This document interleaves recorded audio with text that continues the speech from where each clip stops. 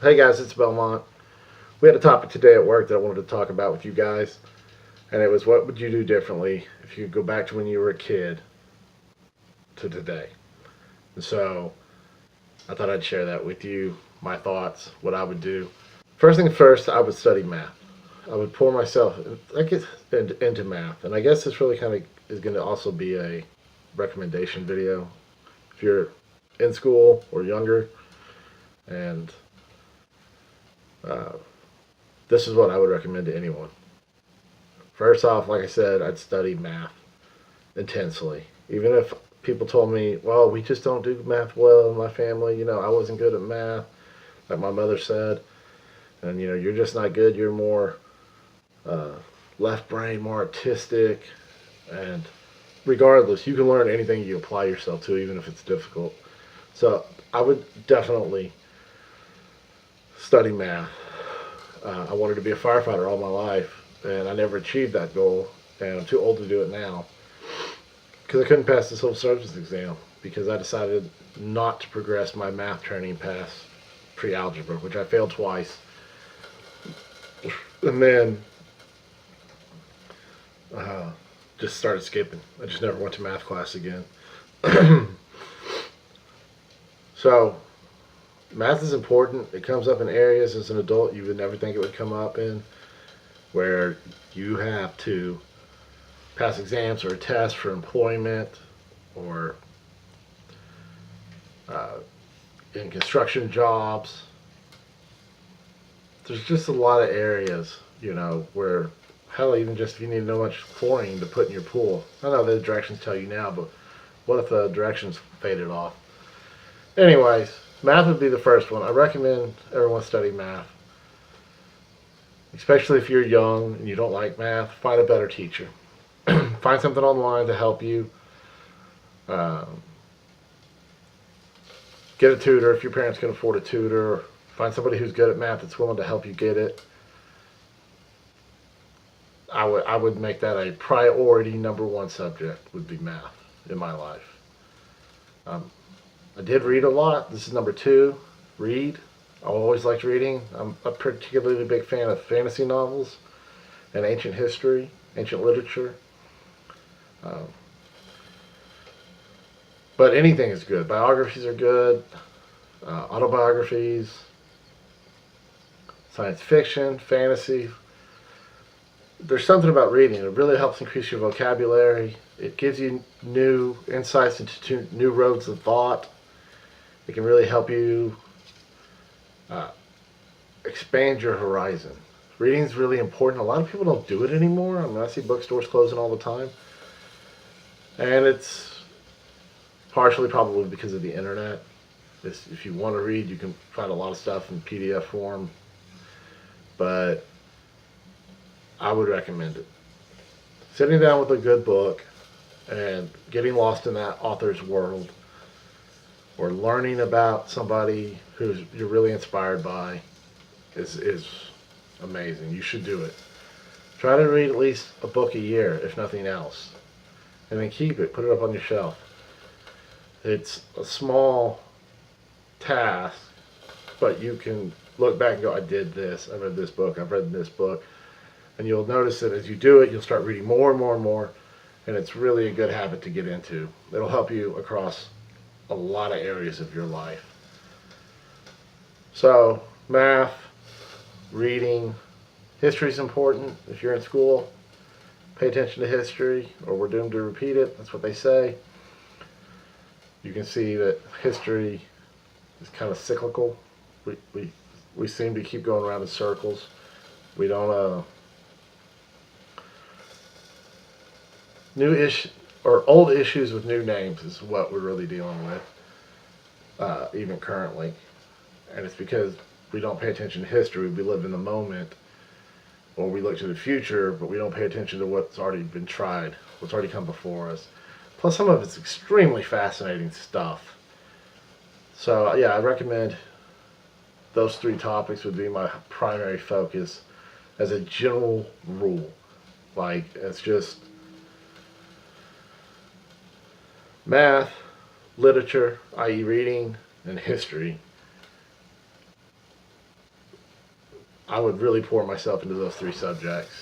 All the other subjects are important, they're helpful, but those three in particular, uh, I would I would have done differently. I mean, I paid attention to history, and like I said, I have a love of reading already that I developed. But math was where I fell off. The math and sciences, but especially just arithmetic, algebra, geometry, calculus, all that. And then I think you should study martial arts, particularly jiu-jitsu, Bondo, if you can find an American Bondo Association school, Muay Thai. Those three I've trained in at some points of my life for varying amounts of time. I've had to use the martial arts in real self-defense situations. And, I don't advocate violence. I will never advocate violence, except for in defense of your own life or in the defense of somebody else's. So, it's kind of like owning a gun.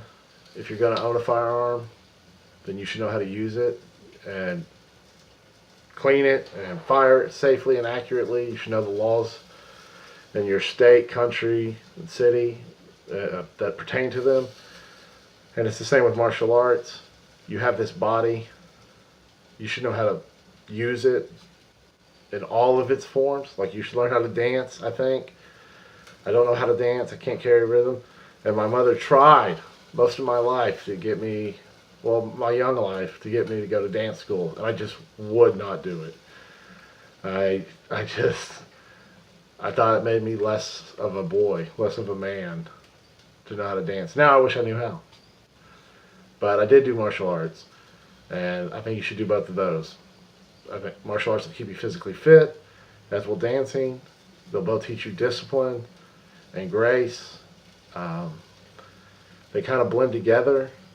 Martial arts is kind of a dance, even though it has a destructive ends.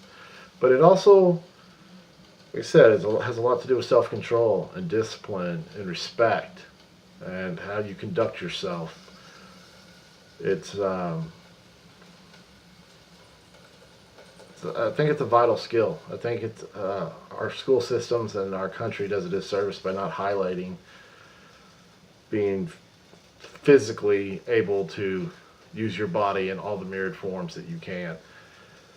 I recommend jiu-jitsu for everybody across the board flatly, especially if you're young or if you don't have back problems.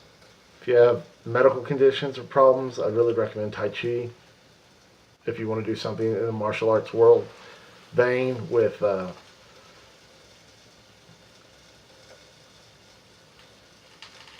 injuries, it's a slower, softer style.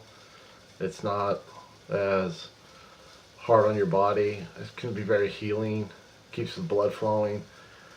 But barring some kind of injury or physical limitations, jiu-jitsu. I don't care how big you are, how tall you are, how little you are, how thin you are. It is a great martial arts system, especially the Gracie style of jiu-jitsu. I know there's other great systems, but I'm not familiar with them in practice. I studied American Bondo for 3 or 4 years. I recommend it highly. It's a great striking art. It has some grappling elements later on. And then Muay Thai is just hands down a brutally effective combat martial art. Well, it's a sport, but applied to a street fight, it's brutal. And you need to, again, learn the laws about violence in your communities. Again, I don't advocate violence ever, except for in 2 cases, to defend yourself or someone else that's in imminent danger. But you need to learn the rules and the laws and the regulations, and a good school will help you with that. A good school will teach you that. They'll make you feel welcome and comforting. They want you to attend. I got to check my sausages. So anyway, yeah, they want you to attend. They want you to show up. Some schools charge for money, some don't. There's a lot of good styles out there, but those are the 3 I personally recommend because I personally trained and used them again. What else would I say? Yeah, dance. Learn to dance. Girls love it. Gentlemen out there, they love to be able to dance. It's good for your balance, coordination, your grace. A lot of football players do ballet, believe it or not. A lot of pro football players train in martial arts, and they also do dance. It's not unmanly to know how to dance, despite what I thought in my youth. You should still do it. So what else would I recommend? See, I don't script these videos, so I'm always all over the place in my thought process. We did the educational, we've done the physical. I would have done more for charity. Definitely try to be a kinder, gentler person growing up, and reached out more to those who are in need. I'm not going to linger on that topic, but I guess lastly, I would have saved money. I would have taken 10 or 15% of every single bit of money I ever earned or was ever given and put it into a savings account. If I had done that from a young man, a little boy, I'd have a big chunk of change right now. I'd have a big chunk of change. But I didn't. I spent it, always had bills, couldn't pay them. But if you can't pay your bills anyway, you're not making ends meet as it is, then you might as well take out some and put it into a savings account, because you're not going to make your ends meet anyway. You might as well pay yourself first. Take 10%, stick into a savings account, forget it's there. If you have a checking account or direct deposit at work, your bank, when you deposit a check, will automatically, if you talk to them, take a certain amount and can move it to your savings account every time. So that's what I do now. I put 10% into a savings account, and I don't even look at it. I just look at my number on my check. That 10% is already, I know what I've got, and I take off 10% mentally, because I know that 10% of that's going into my savings account. Like I said, I get a paper check still because I'm old school, but if you have direct deposit, then you can just look at what actually hits your checking account, and you don't even have to look at that 10%. You don't have to look at your savings account until you're ready to. But it builds and it compounds on the interest, and when it's small amounts at first, it doesn't matter, but eventually it will grow exponentially. A lot of people give that advice. I think I first read that years ago in Rich Dad, Poor Dad, but I'm not 100% on that. But I would do that. What else would I have done differently?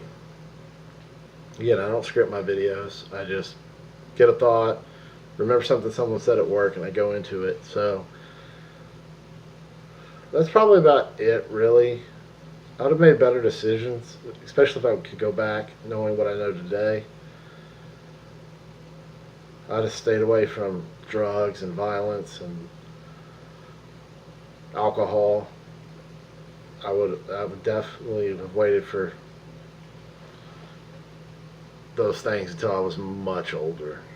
But in the case of drugs, not at all. But I don't know. I think that's all I really need to say on this topic. I mean, just really, math is so important in life. It comes up all the time. I would study it like crazy. Develop a love for reading, and try to read a book, at least one a year. Find a love for history, whether you find an author that's really good at teaching it or you just really love it. Study martial arts, study dance, stay away from drugs, stay away from alcohol. This part is more geared towards the youth. If you're an adult and you want to drink, you're over 21, I could care less. Live your life. Just do it responsibly. Don't drink and drive.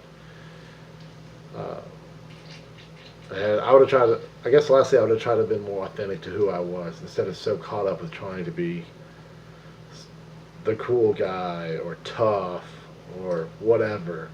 I would have just walked my own road. And I'm doing that now, but I didn't do it so much back then.